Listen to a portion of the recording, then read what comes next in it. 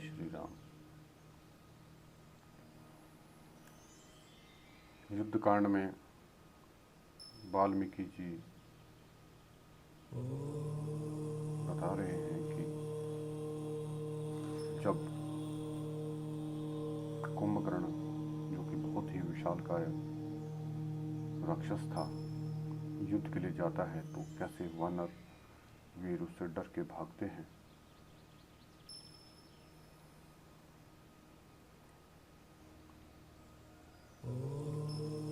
सलंघित्वा प्राकारं गिरिकूटोपमो महान् निर्ययो नगरात् तूर्णं कुंभकर्णो महाबलः। महाबली कुंभकर्ण पर्वत शिखर के समान ऊंचा और विशालकाय था। वहां पर कोटा लांघ कर बड़ी तेजी से नगर से बाहर निकला। ननाद चा महानादम समुद्रम भी नादयन विजयनेव निर्घात तान विधिमनेव पर्वतान। बाहर आकर पर्वतों को कांपता और समुद्र को गंजाता हुआ सा वह उच्च स्वर से गंभीर नाद करने लगा। उसकी वह गर्जना बिजली की कड़कड़ को भी मात कर रही थी। इंद्र, यम, वरुण के द्वारा भी उसका वध होना असंभव था। उस भयानक नेत्र वाले निशाचर को आते देख सभी वानर भाग खड़े हुए। उन सबको भागते देख राजकुमार अंगद ने नल, नील, गवाक्ष और महाबली कुमुद को संबोधित करके कहा, वानर वीरों, अपने उत्तम कुलों और उन अलौकिक पराक्रमों को भुलाकर साधारण बांदरों की भांति भयभीत हो तुम कहाँ भागे जा रहे हो? सौम्य स्वभाव वाले बहादुरों, अच्छा होगा कि तुम लौट आओ, क्योंकि जान बचाने के फेर में पड़े हो। यह राक्षस हमारे साथ युद्ध करने की शक्ति नहीं रखता। यह तो इसकी बड़ी भारी विभीषिका है। इसने माया से विशाल रूप धारण करके तुम्हें डराने के लिए व्यर्थ घटाटोप फैला रखा है। अपने सामने उठी हुई राक्षसों की इस बड़ी भारी विभीषिका को हम अपने पराक्रम से नष्ट कर देंगे। अतः वानर वीरों, लौट आओ। तब वानर वीरों ने बड़ी कठिनाई से धैर्य धारण किया और जहां तहां से एकत्र हो हाथों में वृक्ष लेकर वे रणभूमि की ओर चले। लौटने पर वे महाबली वानर मतवाले हाथियों की भांति अत्यंत क्रोध और रोष से भर गए और कुंभकर्ण के ऊंचे ऊंचे पर्वत शिखरों, शिलाओं और खिले हुए वृक्षों से प्रहार करने लगे। उनकी मार खाकर भी कुंभकर्ण विचलित नहीं हुआ था। उनके अंगों पर गिरी हुई बहुतेरी शिलाएं चूर चूर हो गई थी और वे खिले हुए वृक्ष भी उसके शरीर से टकरा कर चूर चूर हो गए थे। उधर क्रोध से भरा हुआ कुंभकर्ण भी अत्यंत सावधान हो महाबली वानरों की सेना को उस प्रकार रौंदने लगा जैसे बढ़ता हुआ दावानल बड़े बड़े जंगलों को जलाकर भस्म कर देता है। बहुत से श्रेष्ठ वानर खून से लथपथ हो धरती पे सो गए, जिन्हें उठाकर उसने ऊपर फेंक दिया। वे लाल फूलों से लदे हुए वृक्षों की भांति पृथ्वी पर गिर पड़े। वानर ऊंची नीची भूमि को लांघते हुए जोर जोर से भागने लगे। वे आगे पीछे अगल बगल कहीं भी दृष्टि नहीं डालते थे। कोई समुद्र में गिर पड़े और कोई आकाश में उड़ते रहे। उस राक्षस ने खेल ही खेल में जिन्हें मारा वे वीर वानर जिस मार्ग से समुद्र पार करके लंका में आए थे उसी मार्ग से भागने लगे। भय के मारे वानरों के मुख की कांति फीकी पड़ गई। वे नीची जगह देख कर भागने और छिपने लगे। कितने ही रीछ वृक्षों पर जा पड़े और कितनों ने पर्वतों की शरण ली। कितने ही वानर भालू समुद्र में डूब गए। कितनों ने पर्वतों की गुफाओं का आश्रय लिया। कोई गिरे, कोई एक स्थान पर खड़े ना रह सके इसलिए भागे। कुछ धराशायी हो गए और कोई मुर्दों के समान सांसें रोक कर पड़ गए। उन वानरों को भागते देख अंगद ने इस प्रकार कहा, वानर वीरों, ठहरो, लौट आओ, हम सब मिलकर युद्ध करेंगे। यदि तुम भाग गए तो सारी पृथ्वी की परिक्रमा करके भी तुम्हें ठहरने के लिए स्थान मिल सके, मुझे ऐसा नहीं दिखाई देता। इसलिए सब लोग लौट आओ, क्यों अपने प्राण बचाने की फिक्र में पड़े हो। तुम्हारे वेग और पराक्रम को कोई रोकने वाला नहीं है। यदि तुम हथियार डालकर भाग जाओगे तो तुम्हारी स्त्रियां ही तुम लोगों का उपहास करेगी। वह उपहास जीवित रहने पर भी तुम्हारे लिए मृत्यु के समान दुखदायी होगा। तुम सब लोग महान और दूर तक फैले हुए श्रेष्ठ कुल में उत्पन्न हुए हो, फिर साधारण वानरों की भांति भयभीत होकर कहाँ भागे जा रहे हो? यदि तुम पराक्रम छोड़कर भय के कारण भागते हो तो निश्चय ही अनारे समझे जाओगे।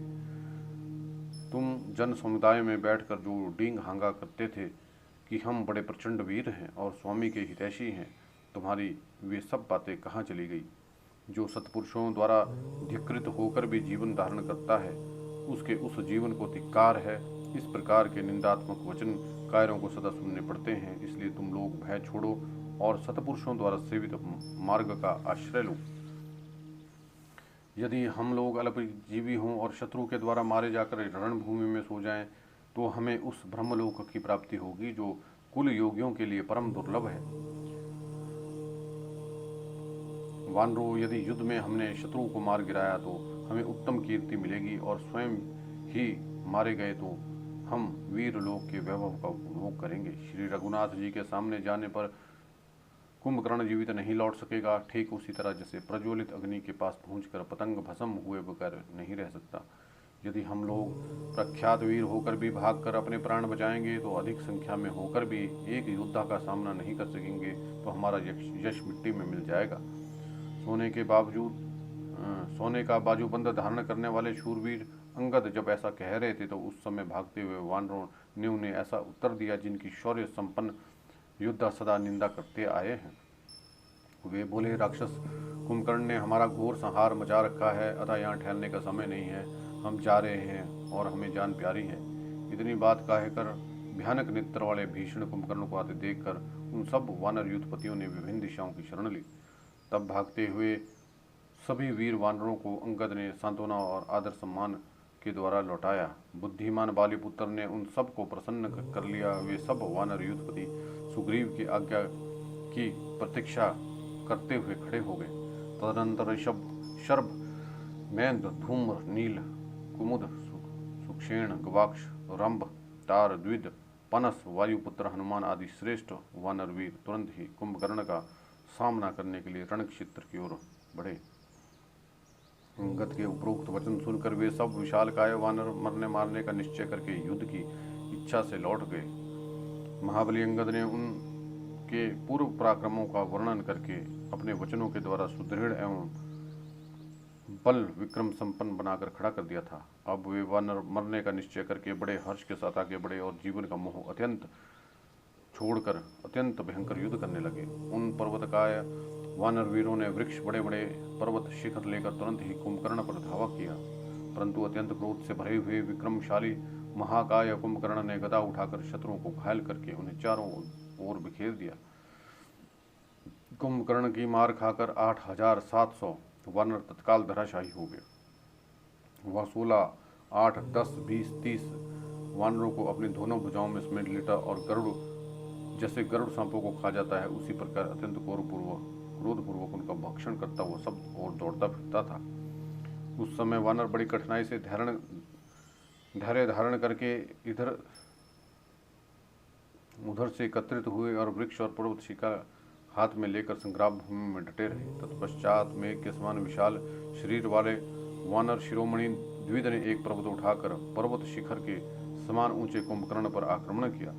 उस पर्वत को उखाड़कर द्विद ने कुंभकर्ण के ऊपर फेंका, किंतु उस विशालकाय राक्षस तक न पहुंचकर उसकी सेना में जा गिरा।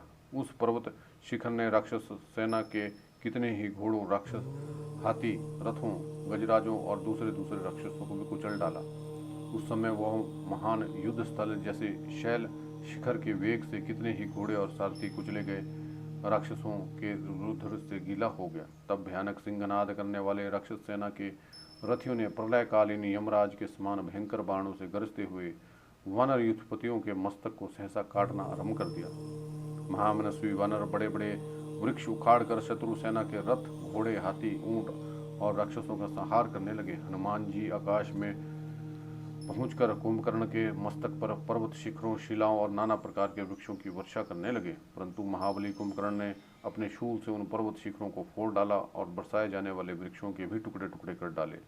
तत्पश्चात उसने अपने भयंकर शूल को हाथ में लेकर वानर की उस सेना पर भयंकर आक्रमण कर दिया। यह देख हनुमान जी एक पर्वत शिखर हाथ में लेकर उस आक्रमणकारी राक्षस का सामना करने के लिए खड़े हो गए। उन्होंने कुपित हो श्रेष्ठ पर्वत के समान भयंकर शरीर वाले कुंभकर्ण पर बड़े वेग से प्रहार किया। उसकी मार से कुंभकर्ण व्याकुल हो उठा। उसका सारा शरीर चर्बी से गीला हो गया था। वह रक्त से नहा गया।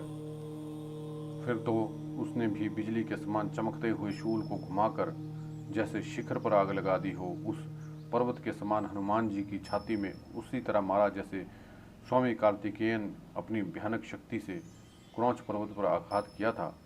उस महासबर में शूल की चोट से हनुमान जी दोनों भुजाओं के बीच का वक्ष स्थल विदीर्ण हो गया। वे व्याकुल हो उठे और मुंह से रक्त वमन करने लगे। उस समय पीड़ा के मारे उन्हें भयंकर आर्तनाद किया जो प्रलय काल के मेघों की गर्जना के समान जान पड़ता था। हनुमान जी को आघात से पीड़ित देख राक्षसों के हर्ष की सीमा न रही। वे सहसा जोर जोर से कोलाहल करने लगे। इधर कुंभकर्ण ने भय से पीड़ित एवं व्यथित हुए वानर युद्धभूमि छोड़कर भागने लगे। यह देखकर बलवान नील ने वानर सेना को धैर्य बांधते हुए सुस्थिर करने के लिए बुद्धिमान कुंभकर्ण पर एक पर्वत का शिखर चलाया। उस पर्वत शिखर को अपने ऊपर आता देख कुंभकर्ण ने उस पर मुक्के से आघात किया और उसका मुक्का लगते ही वह शिखर चूर चूर होकर बिखर गया और आग की चिंगारियां और लपटें निकालता हुआ पृथ्वी पर गिर पड़ा।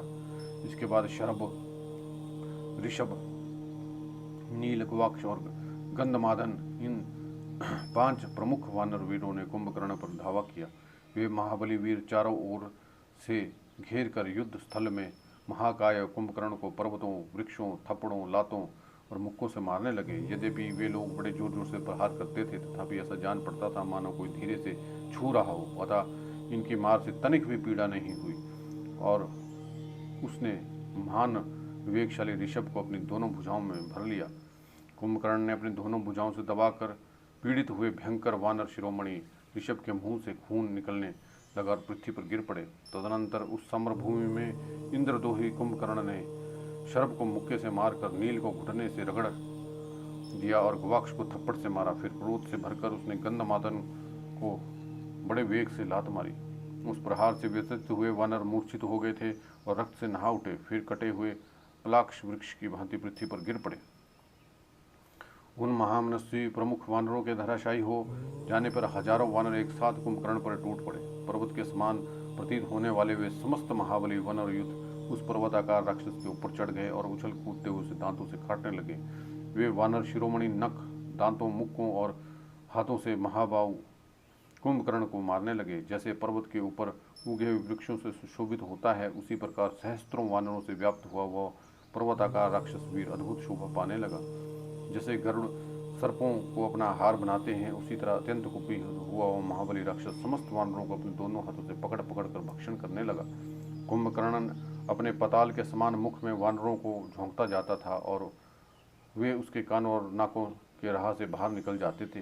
अत्यंत क्रोध से भरकर वानरों का भक्षण करते हुए पर्वत के समान विशालकाय उस राक्षस राज ने समस्त वानरों के अंग भंग कर डाले। रणभूमि में रक्त और मांस का कीच मचाता हुआ वह राक्षस बड़ी प्रलयाग्नि के समान वानर सेना में विचरने लगा। शूल हाथ में लेकर संग्राम भूमि में विचरता हुआ महाबली कुंभकर्ण वज्रपाती इंद्र और पाशधारी यमराज के समान जान पड़ता था।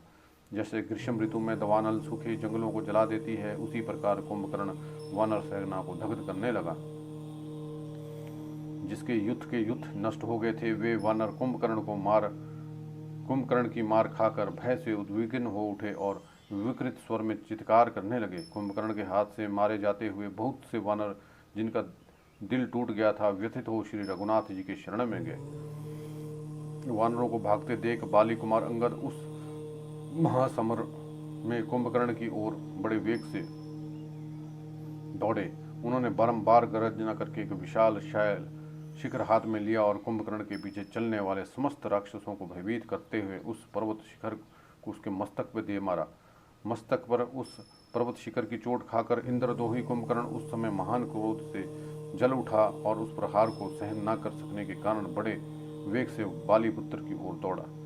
बड़े जोर से गर्जना करने वाले महाबली कुंभकर्ण ने समस्त वानरों को संत्रस्त करते हुए अंगद पर बड़े जोर से शूल का प्रहार किया, किंतु युद्ध मार्ग के ज्ञाता बलवान वानर शिरोमणि अंगद ने बड़ी फुर्ती से हटकर अपनी ओर आते हुए उस शूल से अपने आप को बचा लिया। साथ ही बड़े वेग से उछलकर उन्होंने उसकी छाती में एक थप्पड़ मारा। क्रोधपूर्वक चलाए गए थप्पड़ की मार खाकर वह पर्वत का राक्षस मूर्छित हो गया।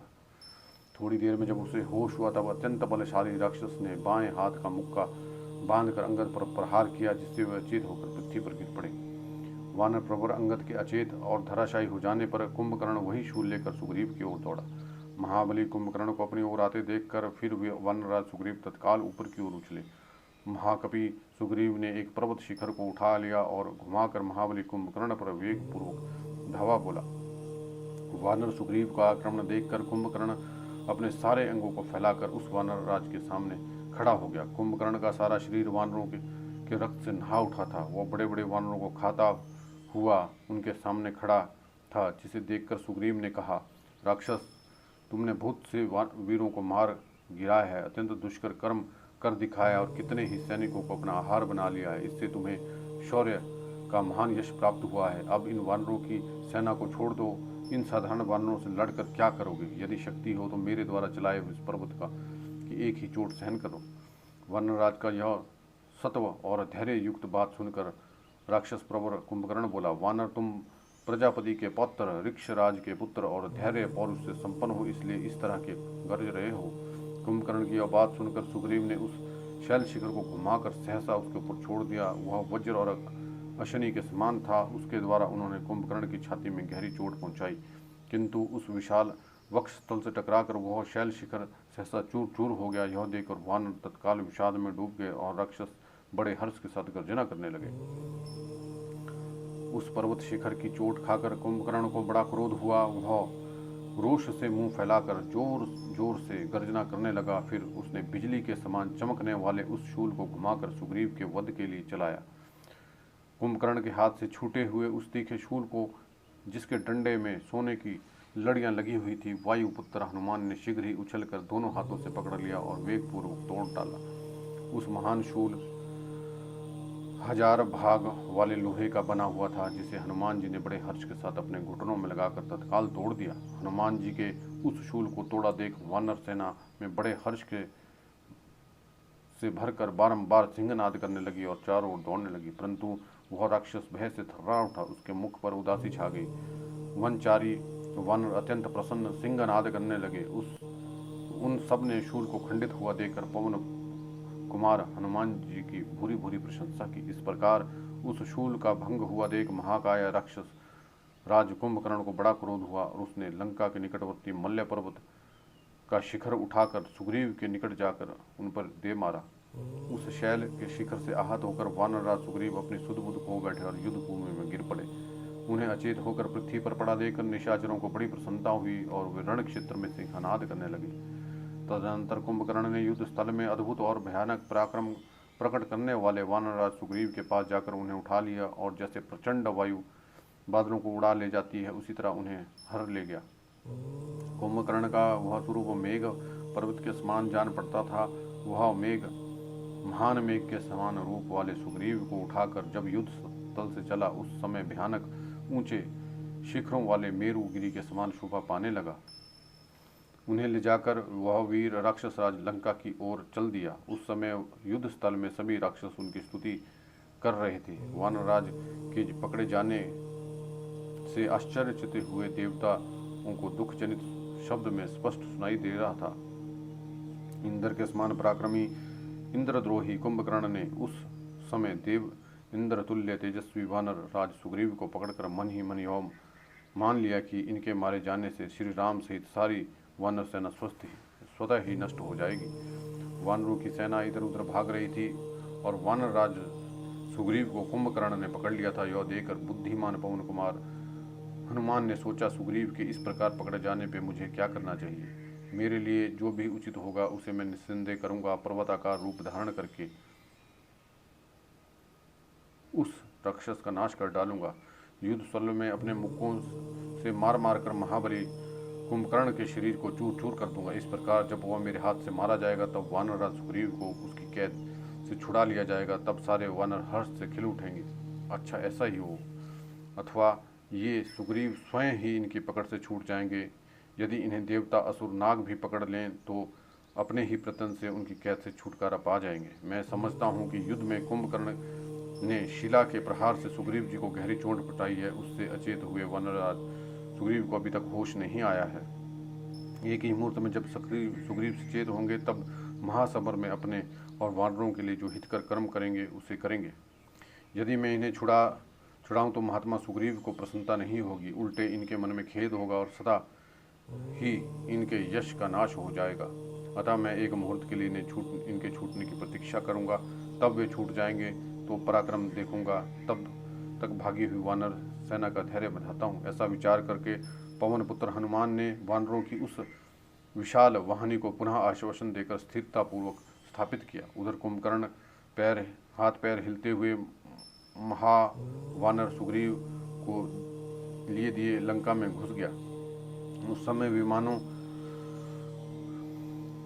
सड़कों के दोनों ओर बनी हुई गृह पंक्ति और गोपुरों में रहने वाले स्त्री पुरुष उत्तम फूलों की वर्षा करके कुंभकर्ण का स्वागत सत्कार कर रहे थे। लावा और गंध युक्त जल की वर्षा द्वारा अभिषिक्त हो राजमार्ग की शीतलता के कारण महाबली सुग्रीव को धीरे धीरे होश आ गया। तब बड़ी कठिनाई से सचेत हो बलवान कुंभकर्ण की भुजाओं में दबे हुए महात्मा सुग्रीव नगर और राजमार्ग की ओर बारंबार देखकर इस प्रकार विचार करने लगे। इस प्रकार इस राक्षस की पकड़ में आकर अब मैं किस तरह इससे भरपूर बदला ले सकता हूँ। मैं वही करूँगा जिससे वानरों का अभिष्ट और हितकर कार्य हो। ऐसा निश्चय करके वानरों के राजा सुग्रीव ने सहसा हाथों के तीखे नखों द्वारा इंद्र शत्रु कुंभकर्ण के दोनों कान नोच लिए और दांतों से उसकी नाक काट ली और पैरों के नखों से उस राक्षस की दोनों पसलियां फाड़ डाली। सुग्रीव के दांतों और नखों से दोनों कानों के निम्न भाग कट और नाक कट जाने और पार्श्व भाग विदीर्ण हो जाने के कारण कुंभकर्ण का सारा शरीर लहूलुहान हो गया। तब बड़े रोष हुआ और उसने सुग्रीव को घुमाकर जमीन पर पटक दिया। वह पटक कर भूमि पर रगड़ने लगा। भयानक बलशाली कुंभकर्ण ने जब उन्हें पृथ्वी पर रगड़ रहा था तब वह देवद्रोही राक्षस उन पर सब ओर से चोट कर रहे थे। उसी समय सुग्रीव सहसा गेंद की भांति वेगपूर्वक आकाश में उछले और पुनः श्री रामचंद्र जी से आ मिले। महाबली कुंभकर्ण अपनी नाक और कान खो बैठा। उसके अंगों से इस तरह खून बहने लगा जैसे पर्वत के पानी से झरने गिरते हैं। वह रक्त से नहा उठा और झरनों से युक्त शैल शिखर की भांति शोभा पाने लगा। महाकाय राक्षस रक्त से नहाकर भी भयानक दिखाई देने लगा। उस निशाचर ने पुनः शत्रु के सामने जाकर युद्ध करने का विचार किया। अमर्षपूर्वक रक्त वमन करता हुआ रावण का छोटा भाई कुंभकर्ण, जिसके शरीर का रंग काले मेघ के समान था, संध्या काल के बादल की भांति सुशोभित हो रहा था। सुग्रीव के निकल जाने पर वह इंद्रद्रोही राक्षस फिर युद्ध के लिए दौड़ा। उस समय यह सोचकर कि मेरे पास कोई हथियार नहीं है, उसने एक बड़ा भयंकर मुदगर ले लिया। तदनंतर महाबलशाली राक्षस कुंभकर्ण सहसा लंकापुरी से निकलकर प्रजा का भक्षण करने वाली प्रलय काल की प्रज्वल अग्नि के समान उस भयंकर वानर सेना को युद्ध स्थल में अपना आहार बनाने लगा। उस समय कुंभकर्ण को भूख सता रही थी, अतः वह रक्त मांस के लिए ललायित हो रहा था। उसने भयंकर वानर सेना में प्रवेश करके मोहवश वानरों और भालुओं के साथ साथ राक्षसों और पिशाचों को भी खाना आरंभ कर दिया। वह प्रधान वानरों को उसी प्रकार अपना ग्रास बना रहा था जैसे प्रलय काल में मृत्यु प्राणियों के प्राणों का अपहरण करती है। वह बड़ी उतावली के साथ एक हाथ से क्रोधपूर्वक 1 2 3 बहुत राक्षसों और वानरों को समेटकर अपने मुंह में झोंक लेता था। उसी समय वह महाबली निशाचर पर्वत शिखरों की मार खाता हुआ भी मुख से वानरों की चर्बी और रक्त गिराता हुआ उन सब का भक्षण कर रहा था। उसके द्वारा खाए हुए वानर भयभीत हो उस समय भगवान श्री राम की शरण में गए। उधर कुंभकर्ण अत्यंत कुपित हो वानरों को अपना आहार बनाता हुआ उन पर धावा करने लगा। वह 7 8 20 30 100 वानरों को अपनी 2 भुजाओं में भर लेता और उन्हें खाता हुआ रणभूमि में दौड़ता फिरता था। उसके शरीर में मेद, चर्बी, रक्त लिपटे हुए थे। उनके कानों में आंतों की मालाएं उलझी हुई थी और दाढ़ें बहुत ही तीखी थी। वह महाप्रलय के समान प्राणियों का संहार करने वाले विशाल रूपधारी काल के समान वानरों पर शूलों की वर्षा कर रहा था। उस समय शत्रु नगरी पर विजय पाने और शत्रुओं का संहार करने वाले सुमित्रा कुमार लक्ष्मण कुपित हो उस राक्षस के साथ युद्ध करने लगे। उन पराक्रमी लक्ष्मण ने कुंभकर्ण के शरीर में 7 बाण धंसा दिए, फिर दूसरे बाण के लिए और भी उसके ऊपर छोड़ दिया। उनकी पीड़ा से पीड़ित हुए राक्षस ने लक्ष्मण के उस अस्त्र को निषेध कर दिया। तब सुमित्रा के आनंद को बढ़ाने वाले बलवान लक्ष्मण को बड़ा क्रोध हुआ। उन्होंने कुंभकर्ण के स्वर्ण निर्मित सुंदर एवं दीप्तिमान कवच को अपने बाणों से ढककर उसी तरह अदृश्य कर दिया जैसे हवा ने संध्या काल के बादलों को उखाड़कर अदृश्य कर दिया था। काले कोयले के ढेर किसी कांति वाला कुंभकर्ण लक्ष्मण के स्वर्ण भूषित बाणों से आच्छादित हो मेघों से ढके हुए अंशुमाली सूर्य के समान शोभा पा रहा था। तब उस भयंकर राक्षस ने मेघ की गर्जना के समान गंभीर स्वर में सुमित्रा नंदन लक्ष्मण का तिरस्कार करते हुए कहा, लक्ष्मण, मैं युद्ध में यमराज को भी बिना कष्ट उठाए ही जीत लेने की शक्ति रखता हूँ। तुम मेरे साथ निर्भय होकर युद्ध करते हुए अपनी अद्भुत वीरता का परिचय दिया है। जब मैं महासमर में मृत्यु के समान हथियार लेकर युद्ध के लिए उद्भूत हूँ, उस समय मेरे सामने खड़ा रह जाए वह भी प्रशंसा का पात्र है। फिर जो मुझे युद्ध प्रदान करता हो उसके लिए तो कहना ही क्या है। ऐरावत पर आरूढ़ हो संपूर्ण देवताओं से घिरे हुए शक्तिशाली इंद्र भी मेरे सामने युद्ध में नहीं डर सकते।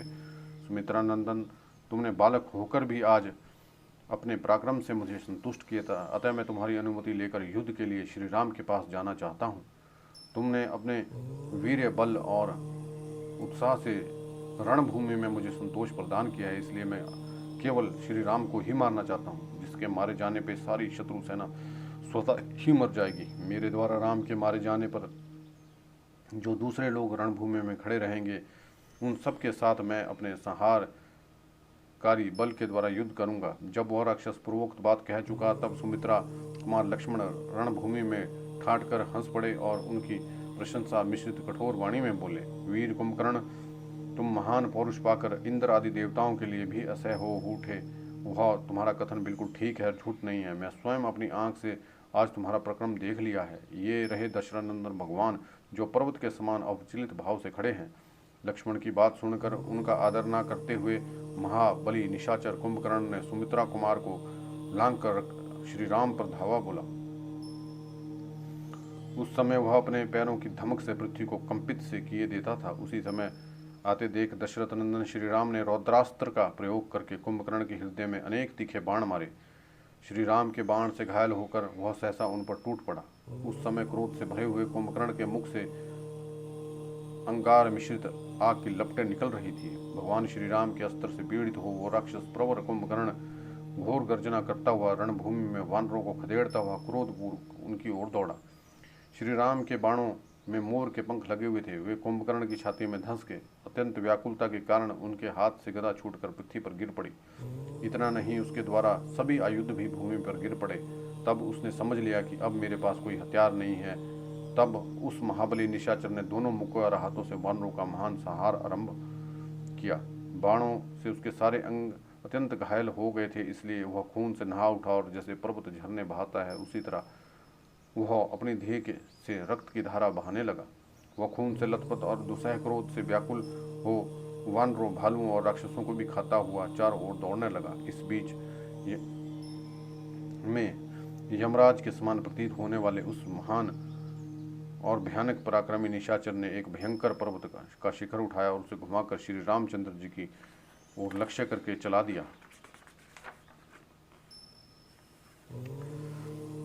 किंतु श्री राम ने पुनः धनुष का संधान करके सीधे जाने वाले 7 बाण मारकर उस पर्वत शिखर को बीच में ही टुकड़े टुकड़े कर डाला और पास तक आने नहीं दिया। भरत के बड़े भाई धर्मात्मा श्री राम ने स्वर्ण भूषित विचित्र बाणों द्वारा जब उस महान पर्वत शिखर को काट दिया, उस समय अपनी प्रभा से प्रकाशित सा होने वाला वह मेरु पर्वत के श्रृंग सदृश शिखरने वाला भूमि पर गिरते गिरते 200 वानरों को धराशाही कर दिया। उस समय धर्मात्मा लक्ष्मण ने जो कुंभकर्ण के वध के लिए नियुक्त थे उसके वध की अनेक युक्तियों का विचार करते हुए श्री राम से कहा, राजन, यह राक्षस शोणित की गंध से मतवाला हो गया है, अतः ना वानरों को पहचानता है ना राक्षसों को।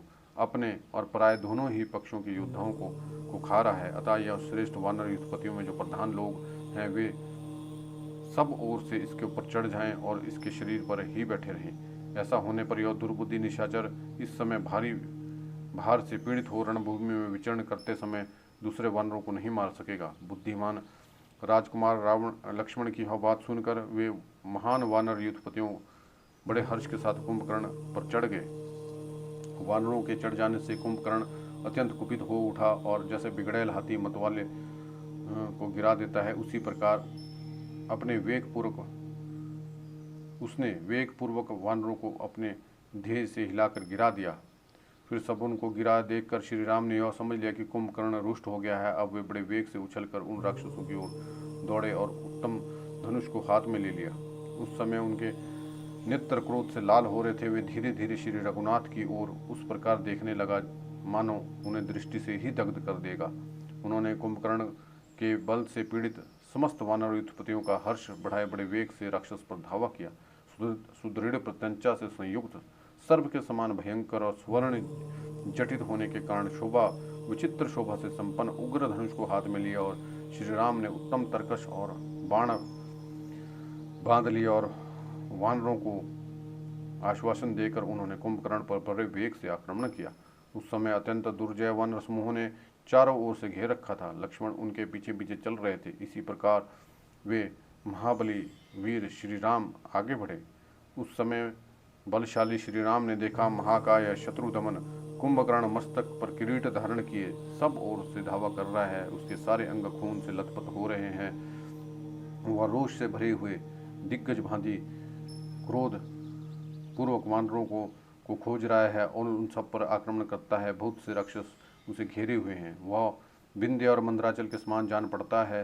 सोने के बाजूबंद उसकी भुजाओं को विभूषित किए हुए हैं और वर्षा काल में उमड़े हुए जलवर्षी मेघ के भांति मुंह से रक्त की वर्षा कर रहा है। जिह्वा के द्वारा रक्त से भीगे हुए जबड़े चाट रहा है और प्रलय काल के संहारी यमराज की भांति वानरों की सेना को रोंद रहा है। इस प्रकार प्रज्वलित और अग्नि के समान तेजस्वी राक्षस शिरोमणि कुंभकर्ण को देखकर पुरुष प्रवर श्री राम ने तत्काल अपना धनुष खींच लिया और उनके धनुष की टंकार सुनते ही राक्षस श्रेष्ठ कुंभकर्ण कुपित हो उठा और टंकार ध्वनि को सहन न करके रघुनाथ जी की ओर दौड़ा।